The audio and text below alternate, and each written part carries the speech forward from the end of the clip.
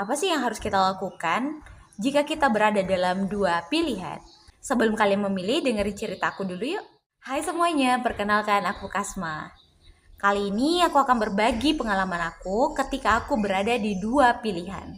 Dan menurut aku ini bisa dimasukkan ke dalam pilihan tersulit, yaitu aku harus memilih di mana aku harus bekerja antara sekolah A atau sekolah B. Nah, di video aku sebelumnya, aku tuh membahas kalau aku tuh pengangguran, teman-teman. Dan alhamdulillahnya, di 1 bulan yang lalu, aku tuh mendapatkan tawaran. Bukan tawaran sih sebenarnya, tetapi sekolah tersebut membutuhkan seorang pengajar. Dan sekolah ini tuh membutuhkan guru yang mengajar guru kelas, teman-teman. Which is bukan jurusan aku ya, teman-teman, karena aku adalah alumni dari pendidikan bahasa Inggris. Dan karena aku mulai stres tinggal di rumah, tidak memiliki pekerjaan yang tetap, akhirnya aku pun memberanikan diri untuk mendaftar di sekolah tersebut. Ya, aku pun dengan semangatnya ya masuk aja. Padahal sebelumnya teman aku itu sudah bilang konsekuensi untuk mengajar di sekolah tersebut adalah ini, dan ini. Tapi ya aku juga tahu betapa stresnya aku jika aku di rumah terus. Akhirnya aku pun memberanikan diri untuk melawan semua konsekuensi yang buruk itu dengan melamar ke sekolah tersebut. Awalnya aku tuh merasa kalau ya aku mungkin nggak akan diterima karena ternyata ada beberapa kandidat yang juga melamar ke sekolah tersebut. Tapi entah beberapa hari itu aku mendapatkan informasi dari operator di sekolah tersebut kalau aku diterima. Dan aku sangat bersyukur, teman-teman. Ketika aku mendaftar di sekolah tersebut, aku tidak tanya dulu kepada ibu aku karena aku tidak mau membuat beliau kecewa. Dan setelah aku diterima, barulah aku tanya, nih ma, aku diterima di sekolah ini, boleh nggak? Dan mamaku bilang ya udah silakan. Tapi aku udah bilang konsekuensinya seperti ini. Dan mamaku bilang ya, it's okay, nggak apa-apa. Jadi fix ya teman-teman, aku sudah diterima sebagai pengajar di sekolah tersebut, meskipun aku belum boleh untuk masuk mengajar karena belum masuk tahun ajaran baru. Dan tiba-tiba ada sebuah sekolah yang aku idam-idamkan, teman-teman, membuka jurusan di mana dia membutuhkan guru untuk mengajar bahasa Inggris.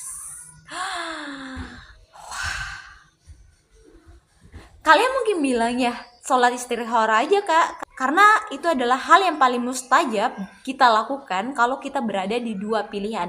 Namun sayangnya aku tuh tidak punya kesempatan untuk melakukan hal tersebut, teman-teman. Dan selain itu pendaftarannya juga sudah mepet. Akhirnya, dan di dalam hati kecil aku tuh ada yang bilang kayak ya udah daftar aja. Terus hati yang lain bilang jangan, itu berarti bagaimana jika nanti kamu diterima? Itu berarti kamu harus mengkhianati sekolah yang telah menerima kamu. Itu kan yang teman-teman. Tapi ya dengan giginya aku tetap mendaftar, teman-teman. Dan kebetulan saat itu aku mendaftarnya secara online untuk proses lulus administrasi dulu ya teman-teman.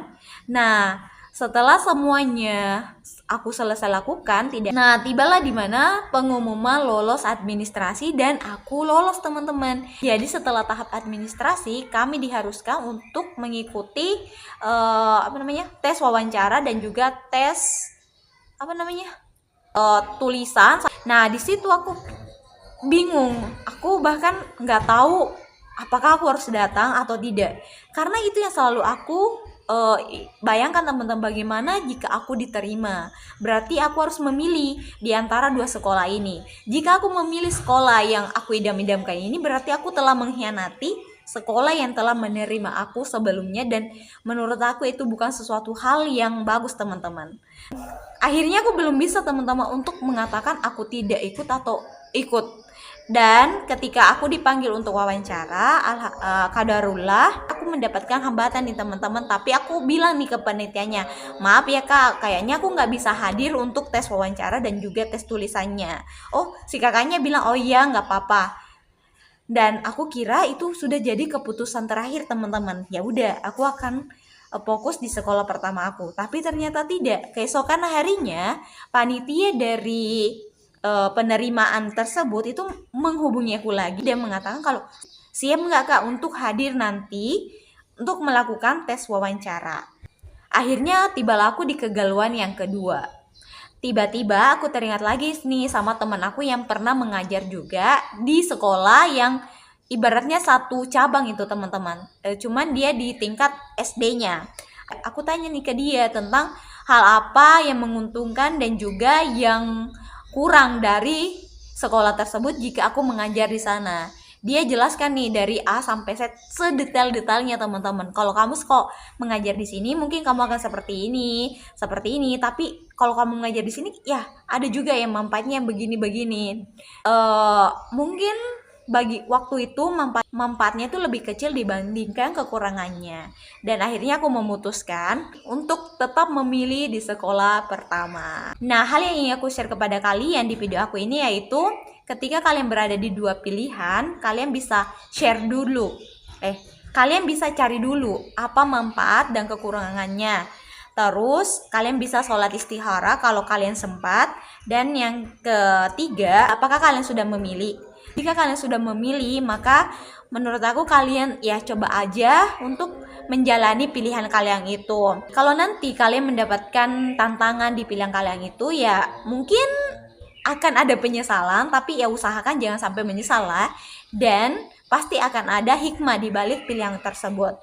Dan hikmah yang aku dapatkan adalah sampai saat ini aku tidak mengalami kekurangan dalam hal finansial. Meskipun kalian tahu aku adalah guru honorer, di mana guru honorer itu harus menerima gaji 3 bulan sekali. Bagaimana jika seandainya aku memilih di sekolah yang kedua tadi? Mungkin aku akan mengalami kesulitan teman-teman, meskipun di sana kita itu akan digaji per bulannya, tapi kita tidak pernah tahu berapa gaji setiap bulannya. Jadi ya ketika kalian memilih, yakin dengan pilihan kalian, tanya-tanya orang-orang yang mengetahui tentang hal tersebut, dan kalau bisa sholat istihara ya sholat istihara lah. Dadah.